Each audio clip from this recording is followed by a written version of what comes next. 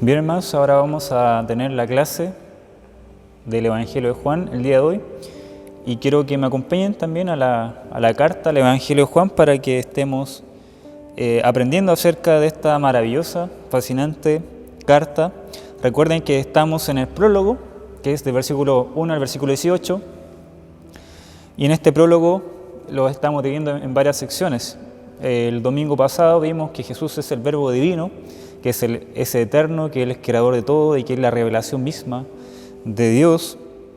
Y el día de hoy vamos a ver dos cosas respecto a Jesús, que Él es la vida y Él es la luz de los hombres, la luz verdadera. Y vamos a ver estos dos conceptos que Juan nos presenta acá. Leamos el versículo, ¿les parece? Los versículos, del versículo 4 al versículo 9, dice: en Él estaba la vida, y la vida era la luz de los hombres. La luz en las tinieblas resplandece, y las tinieblas no prevalecieron contra ella. Hubo un hombre enviado de Dios, el cual se llamaba Juan. Este vino por testimonio, para que diese testimonio de la luz, a fin de que todos creyesen por él. No era él la luz, sino para que diese testimonio de la luz. Aquella luz verdadera que alumbra a todo hombre venía a este mundo. Amén. La vez pasada vimos que Jesús es el creador, por ejemplo. Versículo 3 dice: todas las cosas por Él fueron hechas. Pero en el versículo 5 nos va a decir que también el Señor es fuente de la vida. No es fuente solamente el creador de todo, del universo, sino que Él que da vida a todo lo que existe. Vamos a ver qué significa el concepto de vida para el idioma griego. Bueno, esto lo saqué del material de estudio de ICAT de mi profesor Hartmut Bayer. Entonces, esto es lo que él enseña de las palabras de qué significa vida. Por ejemplo, para el idioma griego, por ejemplo, un concepto puede tener tres significados. Por ejemplo, la palabra amor. Para el griego tiene tres significados. Puede ser un amor ágape, puede ser un amor eros y puede ser un amor fileo. Entonces tiene como tres categorías. Bueno, para la vida, para el concepto de vida, también tenían tres términos que tenían tres significados. Tenían distintos significados entre ellos. Está primero la palabra bios, que es vida, pero esta implica una vida biológica, la vida humana, por así decirlo.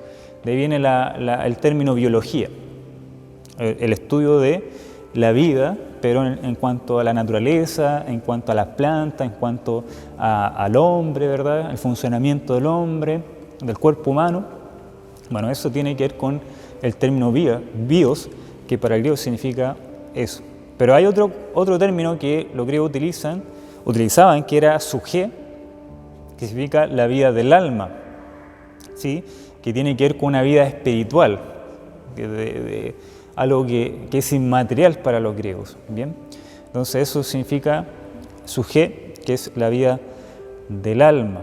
Pero está otro término que es zoe, que significa la vida divina, vida eterna, y el origen de la vida, la fuente de la vida. Bueno, cuando Juan escribe, está utilizando el último concepto, la última palabra, que es zoe, que es la vida divina, la vida eterna. Y que lo interesante de esta palabra, zoe, es que es la fuente de los otros términos, de la fuente de la vida bios y suje. Este es el principio de las otras dos. De ahí se desprenden estas dos. Por ejemplo, la vida que es humana, material, y la espiritual. De aquí viene la fuente de todo. Entonces eso está diciendo acá Juan.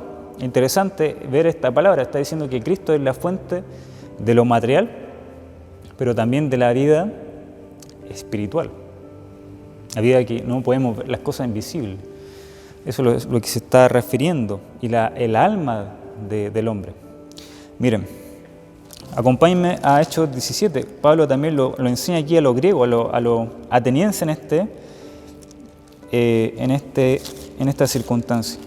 les predica el Evangelio y les enseña esto, acerca del Dios no conocido que ellos tenían. Tenían un altar, tenían muchos dioses ellos, pero hay un altar que decía el Dios no conocido, y que Pablo empieza a explicarle de ese Dios. Fíjense, versículo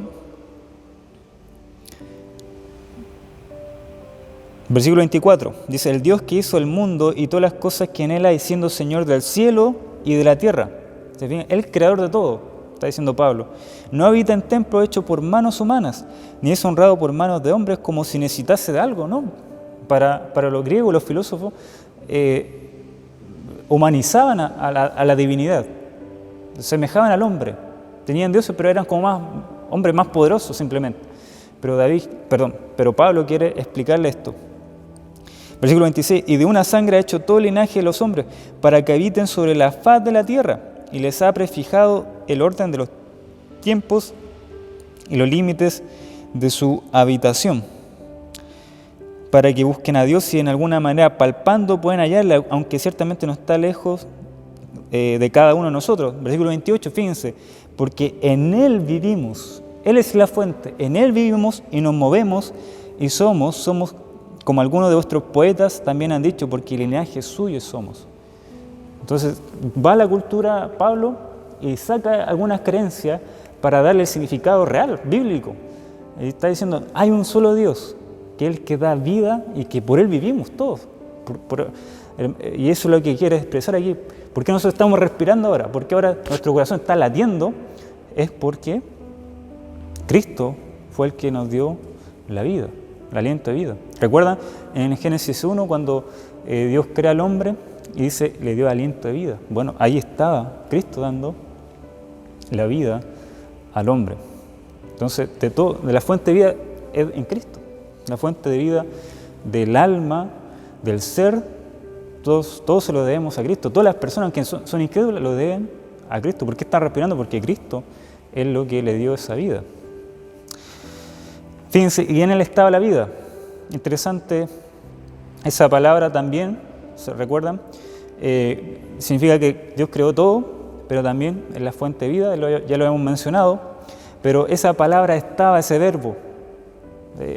Juan lo ha utilizado muchas veces. Esa palabra eime, en el griego eime, ¿se recuerdan? Que está en tiempo imperfecto. Esto quiere decir que estaba continuamente la vida, existía siempre la vida. Ahora, ¿cómo podemos entender eso? ¿Qué podemos entender con eso? Podemos entender que Cristo no tuvo un principio, no es que Él vino a nacer o tener vida en un momento, no es que Dios le dio la vida, no está diciendo que es una vida, sino que estaba la vida misma, que Él era la vida misma, siempre estuvo la vida, Jesús no tuvo un principio. Esa es la idea, lo que vimos el domingo pasado. Lo expresa claramente aquí Juan, estaba la vida, la fuente de vida, ¿sí? El origen de todo. Y dice en Juan 11:25, si ustedes me acompañan, por ejemplo, el Señor mismo dice respecto a esto, pero dándole una connotación más espiritual. Juan 11:25 dice, le dijo Jesús, recuerden el contexto, de hecho la imagen que yo puse aquí adelante tiene que ver con Lázaro cuando Él resucitó, y ese es el contexto. Cuando Lázaro había muerto, estaba en el sepulcro, y María va a decirle, Señor, pero si tú hubiese llegado antes, Lázaro no hubiese muerto. Bueno, y estas son las palabras del Señor, dice, a Marta, le dice,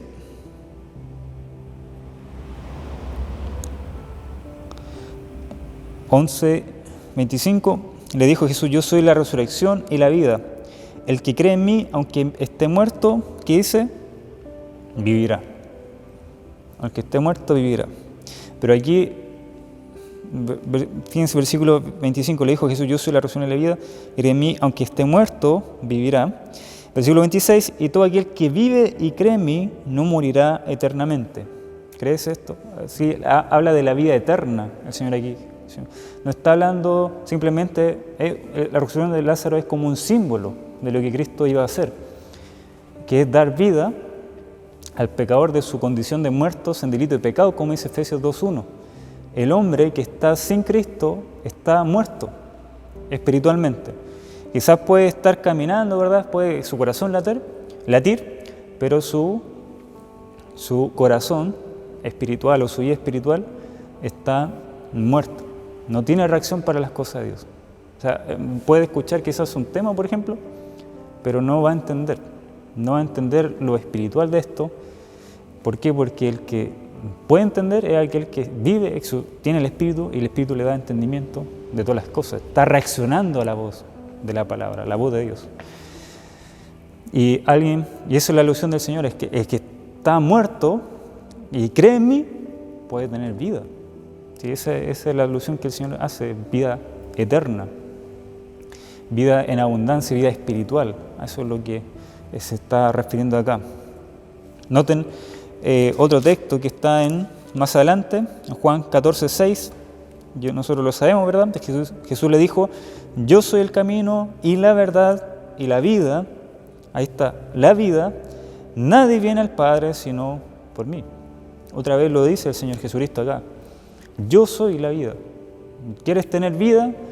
Cristo, el que da vida. Es la vida, la fuente de vida. Y hoy día hay gente que obviamente puede caminar, lo dije, pero su ser, su comunión con Dios está separada. De hecho, ese es el término de muerte, bíblicamente, es una separación, en este caso, del hombre con Dios. En el huerto del Edén que hizo Adán, desobedecieron, ¿verdad? Y hubo una separación. Ellos no murieron físicamente, obviamente que después murieron, pero en ese mismo momento hubo una separación entre ellos y Dios. Esa es la idea de la muerte. Por tanto, el hombre está separado con Dios, ¿sí? Y Cristo dice: yo soy la vida. De hecho, esta palabra de vida, este término vida, que Jesús es la vida, Juan lo va a recalcar mucho en su evangelio. Por ejemplo, ya tenemos en Juan capítulo 2, en cuanto a Nicodemo, le dice a Nicodemo, un fariseo, alguien que conocía la Biblia, le dice: es necesario que tú nazcas de nuevo para entrar al reino, que tenga una nueva vida. Puedes tener, pero tienes que nacer de nuevo para tener vida eterna, para entrar al reino de Dios, ¿sí? Y le dice: ¿cómo puedo hacer eso? Bueno, y ahí se presenta él como aquel que tenía que ser levantado en la cruz, para que a través de esa cruz él pudiese dar vida a todos. Bien, eso lo vamos a ver más adelante. Entonces, después va a ser Juan, si ustedes se fijan, va a ser una conexión entre la vida y la luz. ¿Sí? Juan 1, vamos de nuevo a Juan 1, versículo 4. En él estaba la vida, y la vida era la luz de los hombres. Y la vida era la luz de los hombres. Hay una conexión, ¿por qué? Porque para que el hombre tenga vida, primero debe conocer la luz. La luz, para el idioma griego, tiene que ver con conocimiento, ¿sí? Para el idioma hebreo, significa más como salvación. Por ejemplo, Salmo 27:1 dice: Jehová es mi luz y mi salvación. Habla de una protección de Dios. Pero para el idioma griego tiene que ver más con un conocimiento. Cuando dice soy iluminado es porque, entendí algo.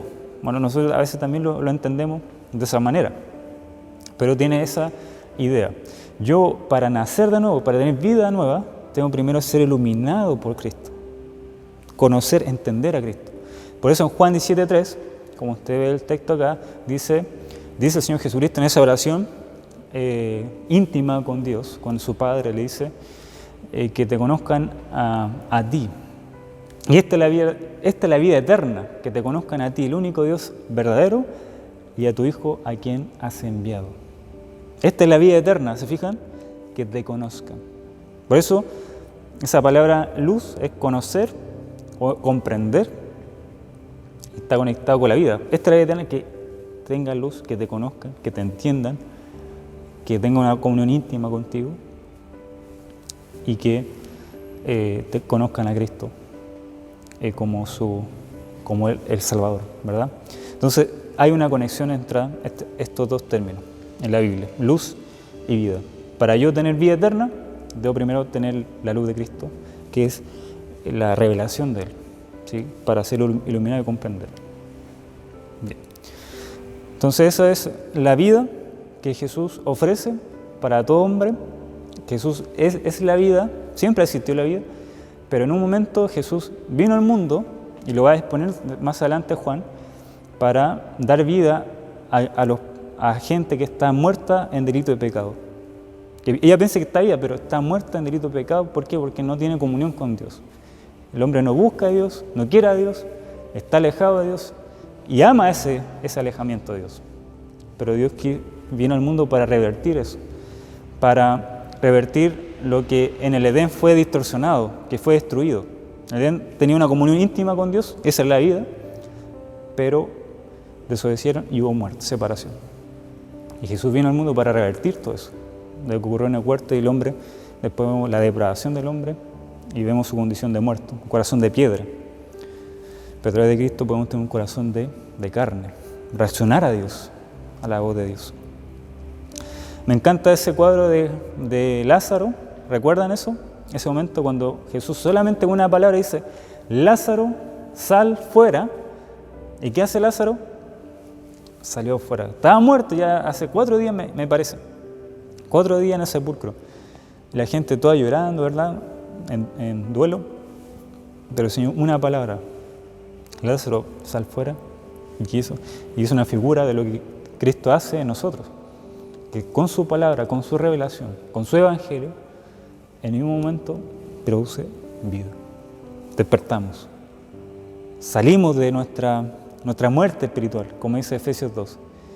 Y Él os dio vida cuando estabas muertos en vuestro delito y pecado. Gloria al Señor por eso. Impresionante. Bien, y continuamos con Jesús es la luz, lo que nos dice también Juan acá. Dice versículo 5, la luz en las tinieblas resplandece y las tinieblas no prevalecieron contra ella. Era la luz de los hombres, lo que menciona acá. ¿Qué significa luz y qué significa tinieblas? La luz, ya lo hemos expresado, significa la revelación de Dios, la comprensión de Dios, pero al mismo tiempo, la idea acá de la Biblia, toda la Biblia tiene que ver con la comunión que uno tiene con Dios, o el andar, digamos, en santidad. Por eso lo vemos en Efesios 5, cuando hace un llamado Pablo ahí a los hermanos, a los efesios, a que puedan vivir luz, siendo luz ahora en Cristo, porque están en Cristo, están en comunión con Él y ahora deben vivir de esa manera, en esta nueva vida, andando en santidad.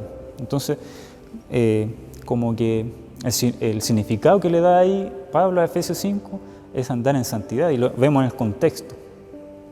Pero sin embargo, las tinieblas es todo lo contrario, es una vida de pecado, una vida de forma licenciosa, de hacer lo que a mí me da la gana, una vida que está gobernada por Satanás, de tal manera que yo hago los deseos de Satanás, estoy esclavizado por el pecado, ¿verdad?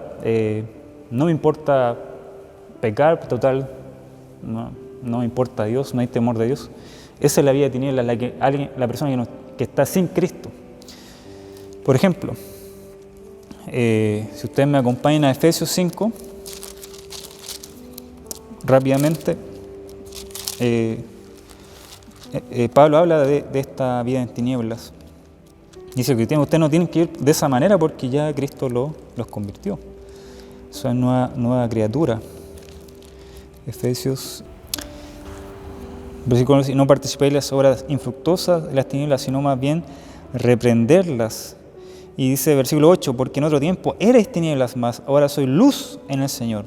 Andad como hijos de luz. Fíjense el capítulo 4, versículo 17. Esto pues digo, requiero en el Señor, que ya no andéis como los otros gentiles que andan en la vanidad de su mente, teniendo el entendimiento, la luz, el entendimiento, hablando de eso, entenebrecido, es decir, oscurecido, literalmente significa eso. Su pensar oscurecido. O sea, no tiene la luz de Dios, la comprensión, y su mente está, por eso vive de una manera, porque la mente para el griego era algo que lo dominaba y a través del pensamiento hacía todo.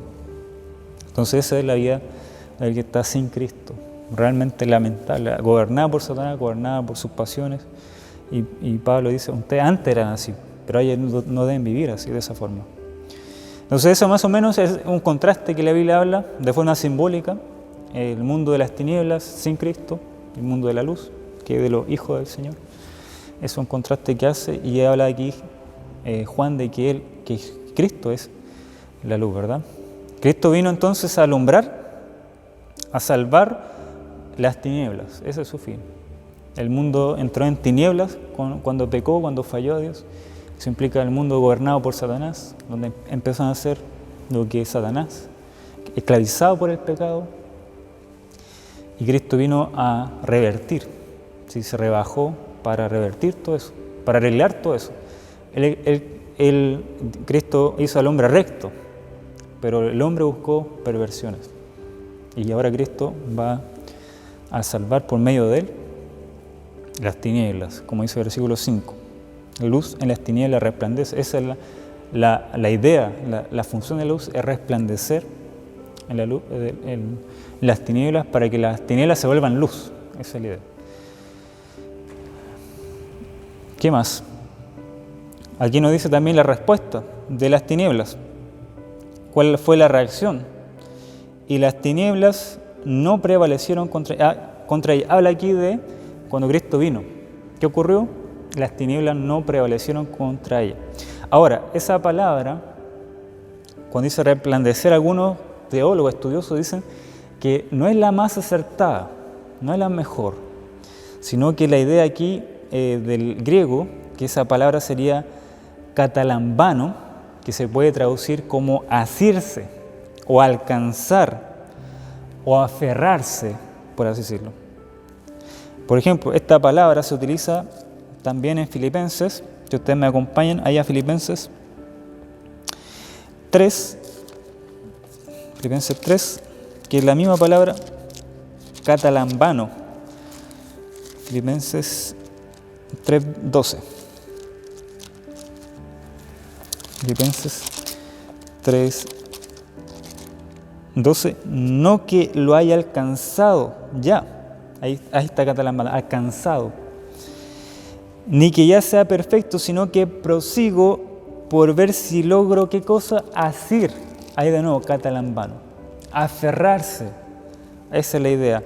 Por ejemplo, en Marcos 9:18, no es necesario que lo busque, bueno, si usted quiere buscarlo, pero ahí habla de que un demonio apoderó a alguien, empezó a controlar. Bueno, tiene la idea de eso de alcanzar, de aferrarse, y muchos teólogos interpretan esta palabra aferrarse, lo traducen mejor como aferrarse, también por el contexto. Fíjense versículo 10 de Juan 1, que dice que se utiliza el término no conocieron, y el versículo 11 se refiere a que no recibieron a Cristo, no lo abrazaron. O sea, la luz se manifestó, pero ¿qué ocurrió en el hombre? Que no aprovechó la luz y no la agarró para ser transformado, sino que todo lo contrario, lo rechazaron, se opusieron. Porque eso es lo que quiere transmitir Juan, que la luz vino, pero los hombres, ¿qué hicieron? Capítulo 3, por ejemplo, versículo 19, capítulo 3 de Juan, versículo 19 dice, y esta es la condenación, que la luz vino al mundo, y los hombres amaron más las tinieblas, amaron su pecado. Esa es la idea. Que la luz, porque sus obras eran malas, en vez de ser convertidos por la luz, quisieron seguir viviendo en su pecado, más cómodo, ahí donde nadie me ve. Se sintieron intimidados por la luz, y esa no es la idea. Obviamente que estuvieron para salvar, pero la gente lo rechazó, y vemos también en el Evangelio de Juan esa manifestación del hombre, porque para el hombre era incómodo que Jesús hablara y que enseñara cosas y que lo reprendiera, porque Jesús también reprendió a los judíos por su vida sin Dios. Y el hombre, en vez de humillarse en arrepentimiento, el orgullo del hombre fue rechazarlo, oponerse a la luz. No quiero que me descubra, no ser descubierto, no.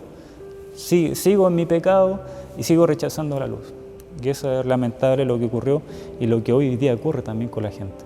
Orgullosa, no quiero arrepentirme, no quiero creer en Cristo, quiero seguir viviendo mi vida como a mí me place.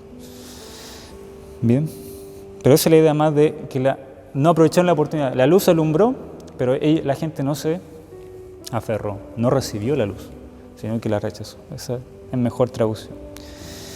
Bien. Ahora, con esto Juan hace un llamado indirecto a los lectores de su época, diciendo que la luz alumbró, pero la gente no la cogió, no se aferró. Tiene la idea indirecta también de evangelizar a la audiencia, señalándole, todavía la luz está alumbrando ahora. Y lo va a mostrar, todavía Cristo alumbra sobre la gente a través de su evangelio, a través del testimonio de la gente, de los apóstoles y de los discípulos, a través de la iglesia. Y por tanto, todavía hay oportunidad para que no rechacen la luz, para que la acepten y la reciban, para ser transformados, para que tengan vida. ¿Sí? Eso es como que quiere, de forma indirecta, llevar al lector y hoy día a que aproveche la oportunidad y que pueda ser transformada por Cristo, por la obra de Cristo en la cruz. Para terminar, vamos a notar el testimonio de Juan el Bautista. Y bueno, yo puse una imagen ahí de Saulo, de Tarso, cuando Cristo, eso es lo que ocurrió cuando Cristo se apareció y vemos un resplandor de luz, y es un símbolo de la conversión, lo que ocurre también en nosotros.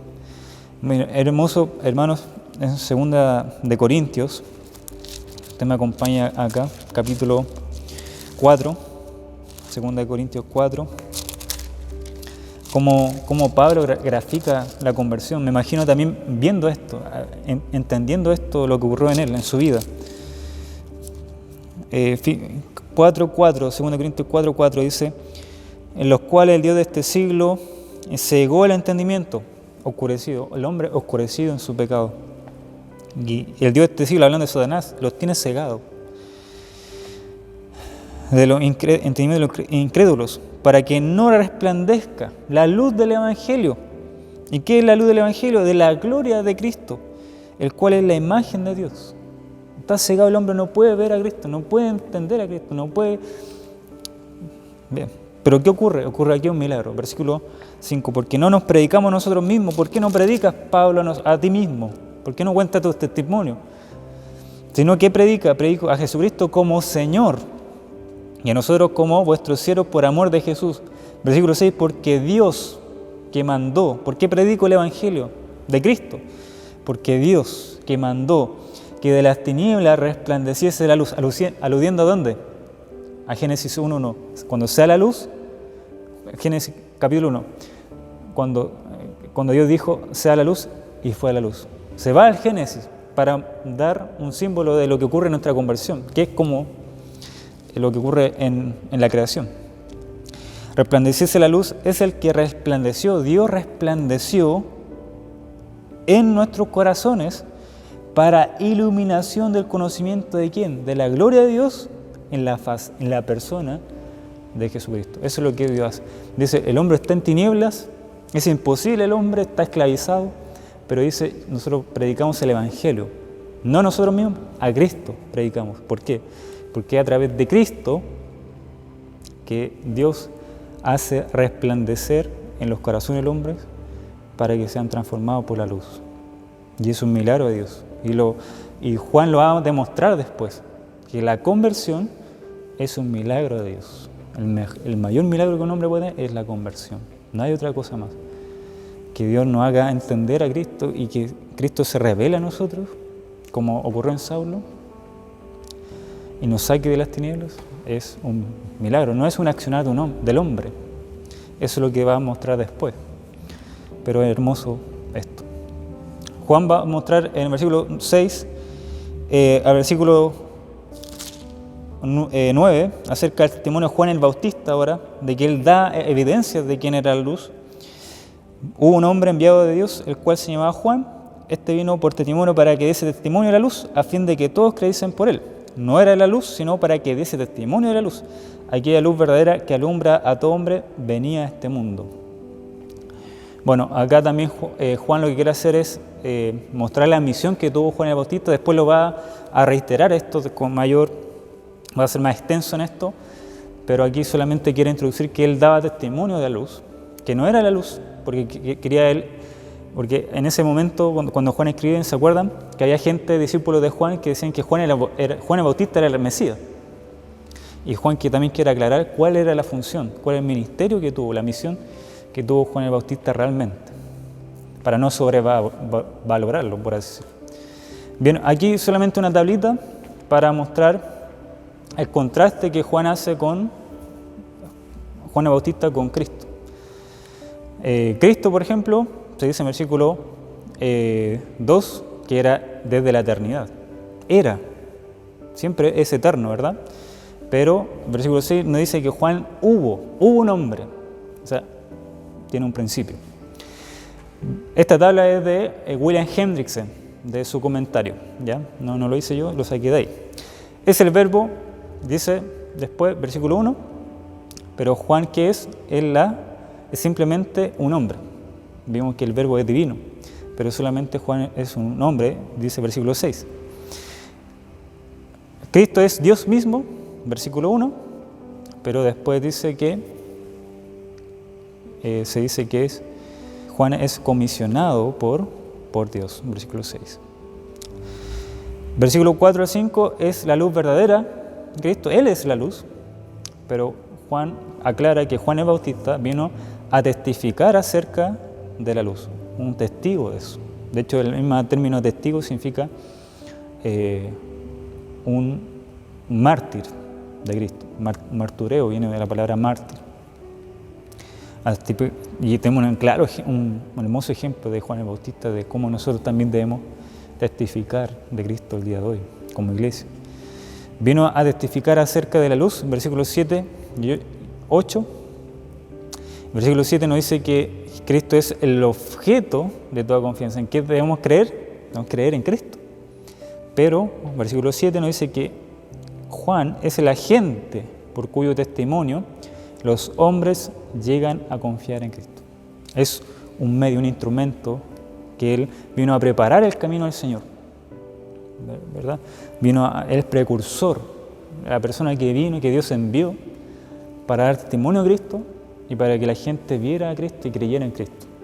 Por eso Juan, siendo un discípulo de Juan el Bautista, porque Juan es que escribe, fue en el principio, fue discípulo de Juan el Bautista, pero Juan el Bautista le dijo, no, ahí está el Cordero de Dios, que quita el pecado del mundo, no soy yo. Vayan, síganlo a Él, vayan con Él, porque Él es el que da vida eterna. Yo bautizo con agua, pero Él bautiza con el Espíritu Santo. Hermoso. Juan el Bautista como testigo de la luz, y nosotros debemos ser testigos también de la luz de Cristo.